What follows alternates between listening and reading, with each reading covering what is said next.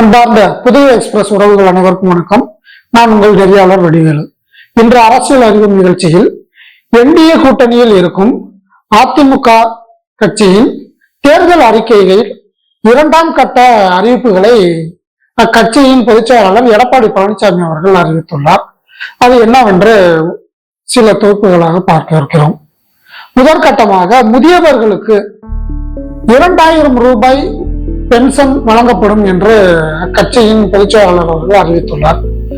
இது எந்த அளவுக்கு சாத்தியமாகும் அப்படிங்கிறது நம்ம பொறுத்து பார்க்கணும். ஏன்னா இப்ப ஆளுகின்ற திமுக அரசு இப்பொழுது மாதம் 1200 ரூபாய் முதியவர்கள் எல்லோருக்கும் வழங்கிட்டு இருக்கிறாங்க. தற்பொழுது நடைபெற இருக்கின்ற 2026 தேர்தலில் அதிமுக கட்சி தேர்தல் அறிக்கைகள் ரெடி செய்தது. அதன் அடிப்படையில் முதியவர்களை குறிவைத்து இவர்களுக்கு இந்த மாதிரியான அறிவிப்புகளை திட்டங்களை அறிவித்தோம் என்றால் முதியவர்களின் வாக்குகள் நமது இரட்டை இலை சின்னத்திற்கு வாக்கு வங்கிகளாக சேரும் என்ற ஒரு நம்பிக்கையில் கட்சி கூடி அனைத்து முடிவுகளையும் எடுத்து இன்று அறிவித்துள்ளது.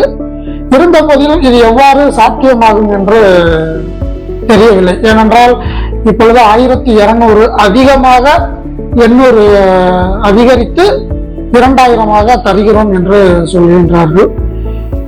இருந்த போதிலும் அதிமுக ஆட்சிக்கு வந்தால் இது முழுமையாக இருக்கின்ற அனைத்து முதியவர்களுக்கும் கிடைக்குமா, இல்லை திமுக அரசு இப்ப இடையில் செய்தது போல அதில் ஒரு விதிவிலக்காக வைத்து குறிப்பிட்ட இத்தனை வயசுக்குள்ளவர்கள் தான், இத்தனை குடும்பத்தில் இத்தனை பேர் மேல் இல்லாமல் இருந்தால் அவர்களுக்கு தான் கொடுக்க முடியும் என்றெல்லாம் விதிவிலக்கு வைத்து அதில் ஃபில்டர் பண்ணி அவர்களுக்கு தான் கொடுக்குமா என்று பொறுத்திருந்துதான் பார்ப்போம்.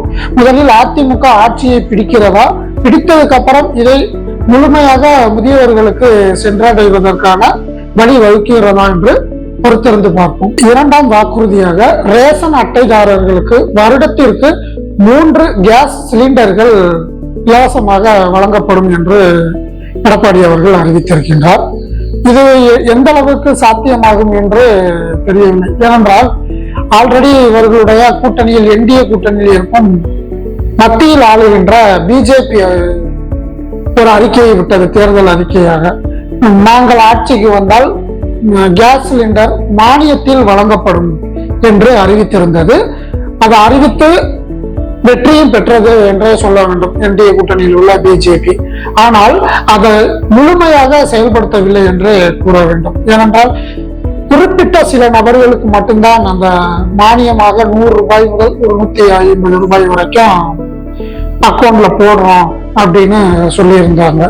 ஆனால் அதை முழுமையாக செய்து முடிக்கவில்லை. பேரளவிற்கு 1 மாதம் 2 மாத காலங்கள் இவ்வளவுதான் வழங்கியிருப்பார்களே தவிர அதற்கப்புறம் அதை மறந்து விட்டார்கள்.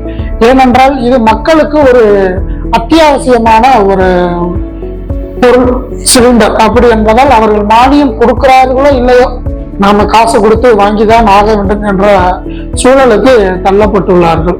தற்பொழுது எடப்பாடி அவர்கள் 3 சிலிண்டர் வழங்கப்படும் என்று அறிவித்திருக்கிறார்கள். இதை எப்படி வழங்குவார்? அனைத்து அட்டைதாரர்களுக்கும் வழங்குவாரா, இல்லை அந்த ரேஷன் கார்டில் சில பிரிவுகள் இருக்குல்ல, AAH, PAY இந்த மாதிரி குறிப்பிட்ட தரவரிசை அடிப்படையில் இருக்கும்.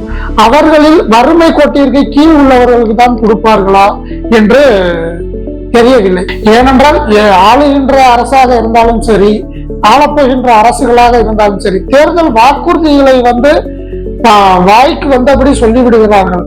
ஆனால் அதை செய்து காட்டும் பொழுது அதில் விதிவிலக்காக நாங்கள் இந்த நபருக்கு தான் கொடுப்போம், இவர்களுக்கு தான் செய்வோம், 30 கிலோ அரிசி வாங்குவர்களுக்கு தான் கொடுப்போம், 15 கிலோ அரிசி வாங்குவர்களுக்கு கொடுக்க மாட்டோம் என்று விதிவிலக்கை மக்கள் மீது புகுத்துகின்றார்கள். அப்பொழுது மக்கள் அவர்கள் இதை நம்பி ஓட்டு போட்டு அவர்களை அரியணையில் அமர வைத்ததற்கு அப்புறம் இந்த மாதிரியான பதில்களை சொல்லும் பொழுது மக்கள் அந்த அரசின் மீது வெறுப்படைகிறார்கள். இதுதான் உண்மை என்று சொல்ல வேண்டும். எனவே வாக்குறுதிகளை கொடுக்கும் எந்த அரசியல் தலைவர்களாக இருந்தாலும் அதில் எதுவும் குறிப்பிட்ட விலக்கு இருக்கும் என்று சொல்லிவிடுங்கள். மக்கள் கொஞ்சம் தெரிந்து கொள்ளாச்சு ஆர்வமாக இருப்பார்கள். நீங்கள் கூலிப்படியாக சொல்லிவிடுவதால் மக்கள் அவர்கள் கடைசியில் ஓட்டு போட்டு ஏமாற்றம் தான் அடைகின்றனர். இருந்தாலும் எடப்பாடி அவர்கள் 3 சிலிண்டர் என்று அறிவித்திருக்கிறார். இது கிராமப்புறத்தில் உள்ள மக்களுக்கு இது ஒரு பெரிய வரப்பிரசாதமே இருக்கும் என்று சொல்ல வேண்டும். ஏனென்றால் கிராமத்தில் அதிகமாக சிலிண்டர்களை யூஸ் செய்ய மாட்டார்கள். ஏனென்றால் விறகடுப்படிகளில் தான் சமைப்பார்கள். வருடத்திற்கு 3 என்றால் ஒரு வருடத்திற்கு அதிகபட்சமாக 3 சிலிண்டர் தான் யூஸ் பண்ணுவார்கள் கிராமத்தில் உள்ளவர்கள்.